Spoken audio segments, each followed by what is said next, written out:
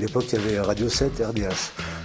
Radio 7, c'était plus rap américain, RDH, on faisait du rap en français. On ne savait pas qu'on parlait de hip-hop, on entendait les mecs rapper déjà dans la fin des années 70. On avait des groupes comme Lakeside, des groupes de funk qui faisaient leurs intros toujours en rap, ou au milieu d'un pont, il y avait toujours une petite espèce de rap, mais vraiment très gentillet. Et en fait, la notion de DJ n'était pas encore là, quoi. La notion de DJ, un DJ qu'on va voir pour son son, pour la création, pour la façon dont il mixe, c'était pas vraiment encore là. L'explosion a été réellement l'émission hip-hop. C'est là où j'ai compris un peu le concept de ce mouvement. Be peaceful, yeah. Have a good mentality, and strive on to be somebody. Cette émission, elle est passée le dimanche après-midi sur TF1. Et avant Starkey Hutch, il y avait 14 minutes où ils avaient rien. J'ai dit, bah vas-y, mets-la là, ton émission.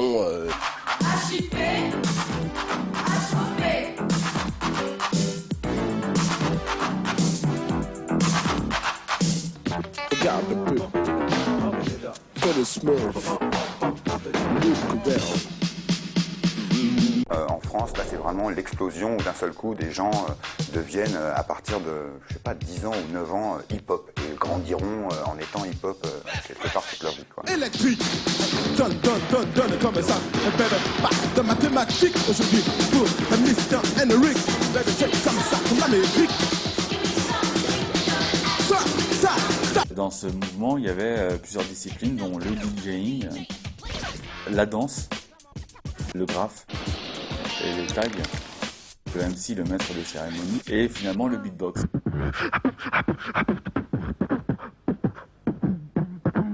Grandmaster Flash, c'est vraiment là où d'un seul coup, quelque chose de nouveau apparaît dans le paysage musical et qui nous fait sentir que c'est notre époque, c'est nous. Dynasty. C'est vraiment le DJ qui m'a fait découvrir cette musique. C'était le postier. Le postier à l'époque, c'est le Western Union du rap. Parce qu'il ramenait les nouveautés directement. Il est passé tous les dimanches.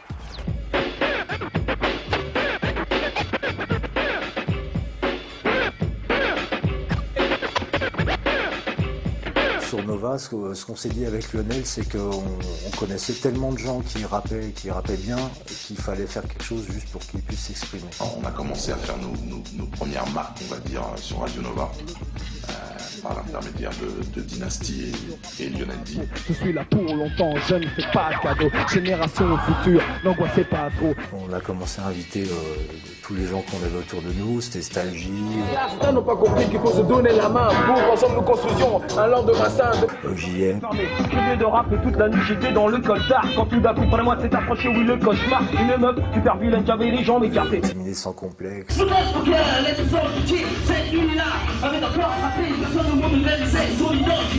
Et on a commencé comme ça à faire 1 heure de rap américain et 1 heure de rap français. Forcément, les soirées de l'époque, c'était chez Roger Boîte Funk. Pourquoi le nom de chez Roger Boîte Funk? Chez Roger, c'est une connerie comme ça pour me marrer. Et boîte funk, parce qu'il fallait une boîte funk, quoi. C'est indispensable qu'il y ait une boîte funk à Paris. Les soirées chez Roger Boîte Funk, en tout cas au Globo, je crois que c'est vraiment ce qui a pu donner naissance à un esprit en France profond de cette culture.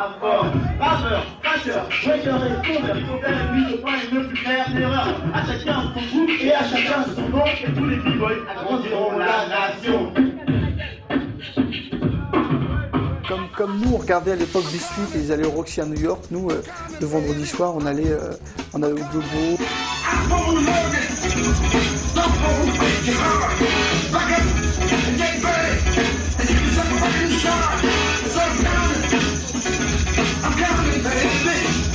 Il y avait des mannequins, il y avait des gens friqués, des zonards, enfin il y avait tout quoi, c'était un bon mélange. Et les branchés là-dedans? Oh, mais les branchés ils viennent, ça va, je veux dire, le mélange se fait. On va pas continuer éternellement à vivre en ghetto, quoi. Il faut casser les ghettos. Tout le monde s'habillait pour se montrer le vendredi soir. C'était le blouson New York, c'était les nameplates, c'était les Kangol. J'arrivais là-bas, je voyais Dynasty au platine.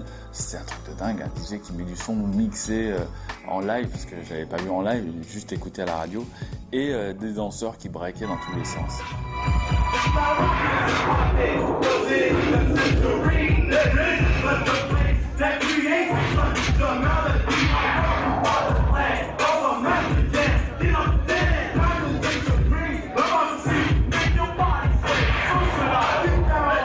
la salle criait Dynasty, Dynasty. Comme ça, on n'a pas revu ça pendant longtemps dans des groupes. Il y avait le dernier Public Enemy qui était sorti, alors fallait tac, Dynasty nous faisait bien répéter, on était un peu, des fois un peu vénère, parce qu'on disait vas-y, lâche-le, putain.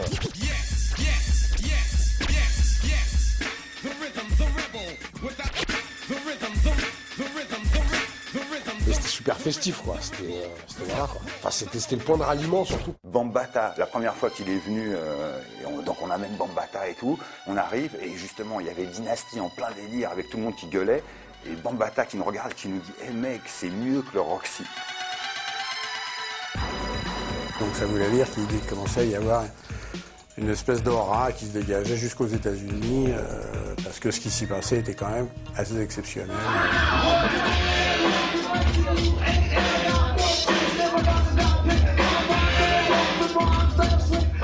Après quelques mois de plaisir avec Dynasty toutes les semaines, on se dit bon bah faisons venir le champion du monde ou le plus grand des DJ pour voir ce que c'est. Cash Money, qui est le DJ à l'époque américain qui a remporté les championnats de DMC, qui va faire une démonstration au Globo.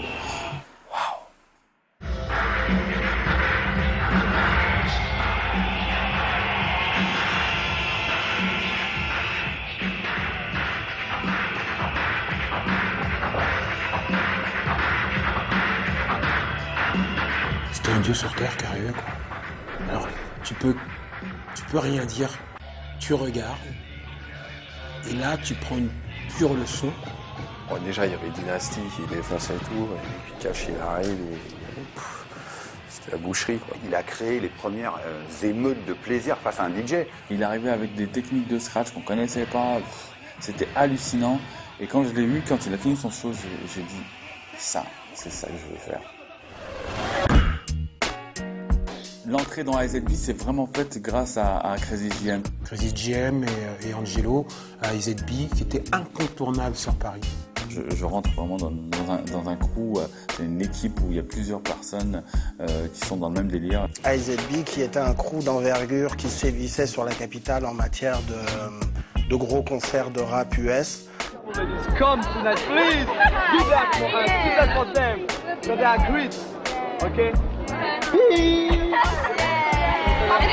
C'était les mecs d'en face, quoi, t'as vu?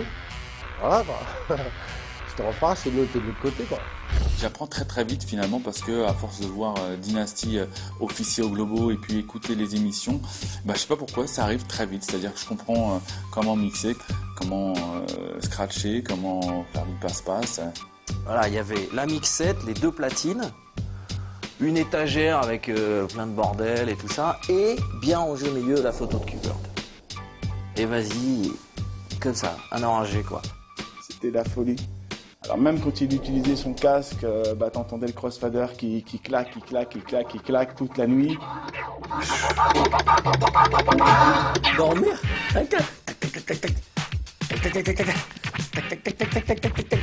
Non, mais jamais. J'ai pas arrêté quoi. J'ai enchaîné à travailler sur des techniques pour pouvoir faire au moins une prestation live qui va arriver avec les fameux championnats d'IMC.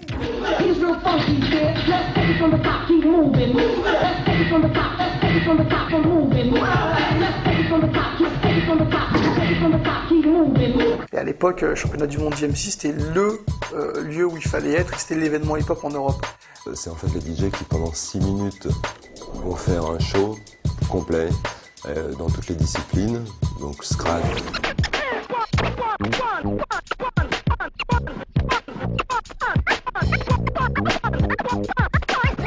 mix.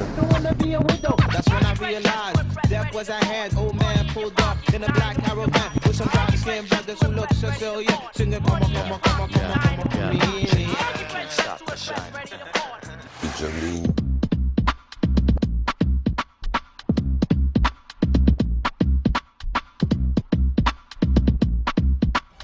Où ils vont essayer de construire en fait un peu ce qu'on fait dans une soirée, mais le concentrer sur 6 minutes. On travaillait dur dans nos chambres pour montrer ce qu'on allait faire.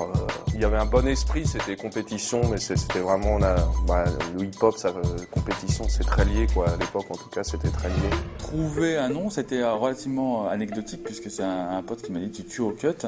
Et puis j'ai pas fait le rapprochement direct, mais par la suite, je me suis dit tueur, killer, cut, killer. Ça le faisait. Le nom, il défonçait. C'était imparable.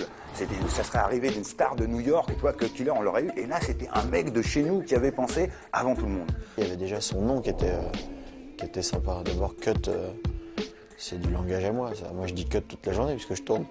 Et puis Killer, il y a forcément du respect, quoi. C'est très très fort comme nom. Et c'était d'autant plus fort avec un type qui avait une casquette qui était discret.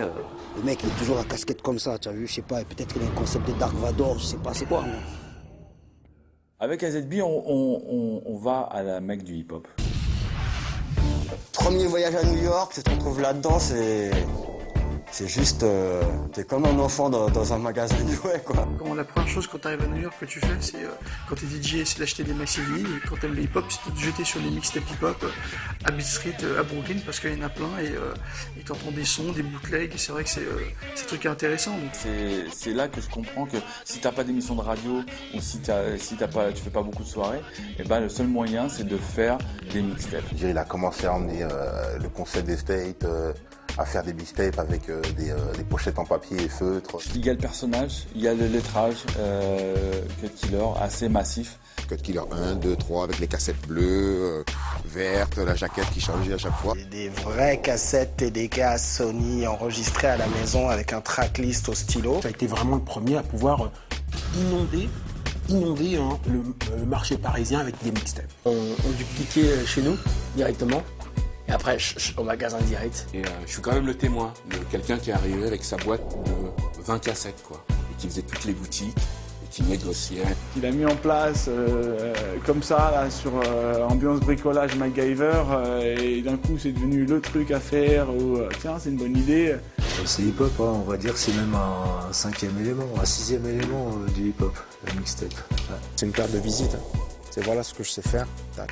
Depuis Lausanne, j'entendais le bruit, les mixtapes. Et il y a eu un succès très vite, puisque moi je me souviens qu'à l'époque, justement, on était en tournée avec Solar et que les mixtapes, tout le monde nous demandait des mixtapes, quoi. C'était... On se rend compte que voilà, le DJ, ça devient autre chose. C'est plus un animateur ou un amuseur, c'est un média. C'est avec ces mixtapes que j'allais à LTD, tu vois, je connais pas le nom des titres ou des personnes qui disaient tiens je veux ce son là sur cette tape, tu vois, machin. C'était pour nous le moyen de savoir ce qui se faisait à Paris, d'avoir une vision vraiment pointue. Ça permet à des artistes inconnus de se faire découvrir.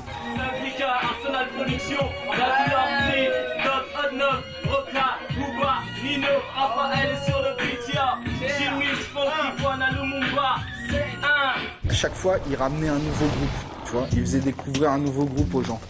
Et en plus, pas n'importe quoi. C'était vraiment... C'est de l'artillerie très très lourde à l'époque. Enfin, celle avec Afro Jazz, moi, c'est la première qui m'avait vraiment retourné au niveau du freestyle, c'est-à-dire au niveau de... Tout d'un coup, il y a un truc vraiment artistique, vraiment créatif. Carrément, les morceaux, avec des scratchs qu'il y avait dedans, pour moi, ils étaient partie du morceau. Je sais pas si tu vois le délire. Pour ça, il m'avait emmené lunatique, j'ai fait c'est quoi ça, tout. Après, j'ai commencé à écouter. À cette époque-là, il y avait pratiquement que lui qui faisait des mixtapes à la hauteur. Donc nous, on était dans Beat de Boule avec Sage Poète. Le Zoxy, il connaissait déjà. On nous a proposé le truc, on est allé direct. Les gens venaient très sympathiquement, on faisait le freestyle, on travaillait quoi finalement. C'était des pré-maquettes pour eux, c'était un travail de prod finalement pour moi. Je suis passé la cuisine, je disais bonjour à sa mère. Qu'est-ce qu'elle faisait à la cuisine? Il allait directement au fond, parce que tu vois, tu voulais pas... Et puis là, tu étais dans la chambre de cut avec ses platines et ses disques, et il y avait toujours du monde. Un esprit de producteur. Chez lui, il y avait déjà le home studio que maintenant tout le monde a. Ses platines chez lui, tout son matos, toi, ça te donnait envie d'aller plus loin, ça te faisait rêver. Et voilà, rien que pour ça, tu vois, je le remercie, quoi. Tout le monde voyait son professionnalisme, donc du coup, tout le monde voulait participer à ce qu'il pouvait faire à ses mixtapes. Fan de films aussi, j'enchaîne les intros avec des ambiances de films, des concepts de voix françaises. Je kiffais ces anciennes mixtapes où tu te croyais un peu dans un film, une intro, c'était un film. t'emmener dans un délire. Avec les sons qu'il y avait autour, c'était bien emmené. C'est des concepts qui n'ont pas été faits encore aujourd'hui. C'est des trucs qui se répètent, mais pas aussi bien.